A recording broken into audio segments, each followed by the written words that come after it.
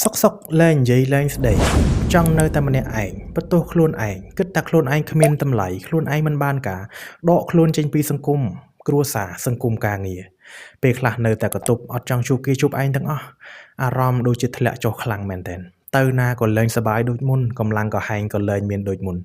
សឹងតែថាគេងលែងចង់ភ្ញាក់អាចជាសញ្ញានៃអ្នកជំងឺធ្លាក់ទឹកចិត្តក្នុងករណីធ្ងន់ធ្ងរអ្នកជំងឺអាចនឹងមានវិវត្តទៅជាអារម្មណ៍ធ្លាក់ទឹកចិត្តខ្លាំងរហូតដល់លែងចង់ឃើញពិភពលោកនឹងតទៅទៀតសំដៅទៅលើគំនិតនៃការធ្វើអត្តឃាតក្នុងករណីធ្ងន់ធ្ងរមួយចំនួនទៀតក៏អាចវិវត្តមានរោគសញ្ញាវិកលចរិតផងដែរអញ្ចឹងបើសិនជាបងប្អូនឃើញសមាជិកគ្រួសារមានលក្ខណៈប្លែកខុសធម្មតាគាត់ចាប់ផ្ដើមផ្ដាច់ខ្លួនពីសង្គមលែងបបួលទៅណាក៏លែងទៅលែងញញឹមញញែមលែងនិយាយស្ដីទាំងអស់ត្រូវតាមដានគាត់អាចជាសញ្ញាពមៀននៃជំងឺធ្លាក់ទឹកចិត្តហើយសូមនាំគាត់ទៅជួបអ្នកឯកទេសផ្នែកវិកលវិទ្យាឬក៏ផ្នែកឯកទេសជំងឺផ្លូវចិត្តនឹងអាច